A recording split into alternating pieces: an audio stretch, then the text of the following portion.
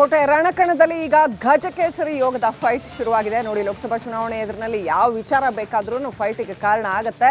ಅಲ್ಲಿ ವೀಣಾ ಕಾಶಪ್ಪನವರ್ ವರ್ಸಸ್ ಸಂಯುಕ್ತ ಪಾಟೀಲ್ ಅನ್ನೋ ಪರಿಸ್ಥಿತಿ ಆಗ್ಬಿಟ್ರೆ ಕಾಂಗ್ರೆಸ್ ವರ್ಸಸ್ ಕಾಂಗ್ರೆಸ್ ಆಗಿದೆ.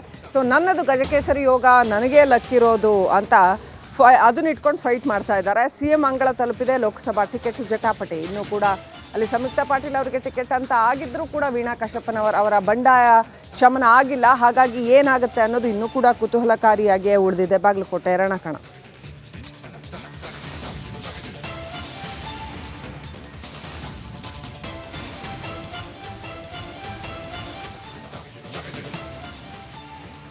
ಸಮ್ಮುಖದಲ್ಲಿ ಹೋಗಿ ಸಭೆಯನ್ನು ಮಾಡಿ ಏನು ತೀರ್ಮಾನ ತಗೊಂತಾರೆ ನೋಡೋಣ. ನಾಗರಿಕರ ಅಧ್ಯಕ್ಷ ಆಗಿರ್ಬೋದು, ಬೇರೆ ಬೇರೆ ಕಡೆಯಿಂದ ಬಂದವರಾಗಿರ್ಬೋದು, ನೀವು ಅವಕಾಶ ಕೊಟ್ಟರೆ ನಾವು ಬೆಳಿತೀವಿ. ರಾಜಕೀಯದಲ್ಲಿ ಸಕ್ರಿಯವಾಗಿ ಇದ್ದಂಥ ಒಂದು ದಿನಮಾನದಲ್ಲಿ ಕಳೆದ ಪರಾಜಿತವಾಗಿ 5 ವರ್ಷದಿಂದ ನಾನು ಪಾರ್ಲಿಮೆಂಟ್ಗೆ ನಿಂತ್ಕೋಬೇಕು ಅನ್ನುವಂಥ ಕನಸನ್ನು ಇಟ್ಕೊಂಡು ಇವತ್ತೆಲ್ಲ ಗ್ರೌಂಡನ್ನು ರೆಡಿ ಮಾಡಿ ದುಡಿದಿದ್ದೀನಿ. ನನಗೆ ಅದರ ಒಂದು ಫಲ ಕೊಡ್ರಿ ಅಂತ ಹೇಳ್ತಾ ಇದ್ದೀನಿ.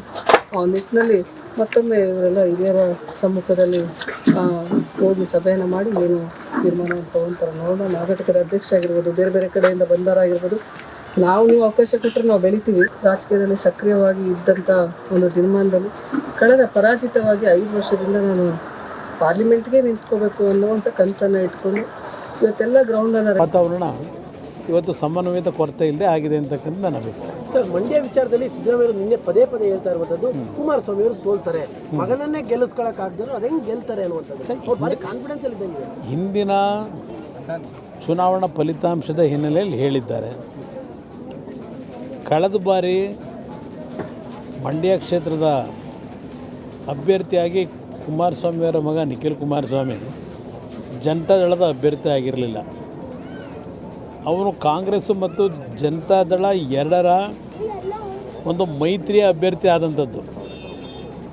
ಆ ಎರಡೂ ಪಕ್ಷಗಳ ಮೈತ್ರಿ ಆಗಿದ್ದು ಬಹುಶಃ ಆ ಚುನಾವಣೆ ನಾವು ಗೆಲ್ಲಲಿಕ್ಕೇನು ಸಾಧ್ಯ ಆಗಲಿಲ್ಲ.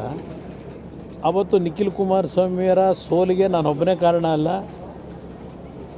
ಈಗೇನು ಅವ್ರ ಮಗನನ್ನೇ ಗೆಲ್ಲಿಸ್ಲಿಕ್ಕೆ ಆಗಲಿಲ್ಲ ಅಂತಕ್ಕಂಥ ನೆನ್ನೆ ಚರ್ಚೆ ಮಾಡಿದ್ದಾರಲ್ಲ, ಆ ಮಹಾನ್ ಭಾವರ ಕೊಡುಗೆ ಎಷ್ಟಿದೆ ಅನ್ನೋದು ಗೊತ್ತಿಲ್ವೇ?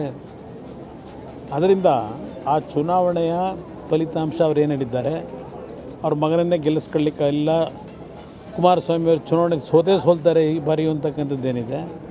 ಬಹುಶಃ ಅವ್ರು ಮುಖ್ಯಮಂತ್ರಿ ಸ್ಥಾನದ ಅಧಿಕಾರ ನಡೆಸೋದು ಬಿಟ್ಟು ಜ್ಯೋತಿಷ್ಯ ಹೇಳೋದು ಯಾವಾಗಲಿಂದ ಪ್ರಾರಂಭ ಮಾಡಿದ್ದಾರೋ ಗೊತ್ತಿಲ್ಲ ನನಗೆ. ನೋಡೋಣ ಅವ್ರ ಜ್ಯೋತಿಷ್ಯ ಮುಂದಿನ ಫಲಿತಾಂಶ ಮಂಡ್ಯ ಜಿಲ್ಲೆ ಜನತೆ ಏನು ಕೊಡ್ತಾರೆ ಅಂತಕ್ಕಂಥದ್ದು ಕಾದು ನೋಡೋಣ. ಏನು ಸಮಸ್ಯೆ ಇಲ್ಲ, ಒಂದು ಸಣ್ಣ ಪುಟ್ಟ ಗೊಂದಲಗಳಿದೆ.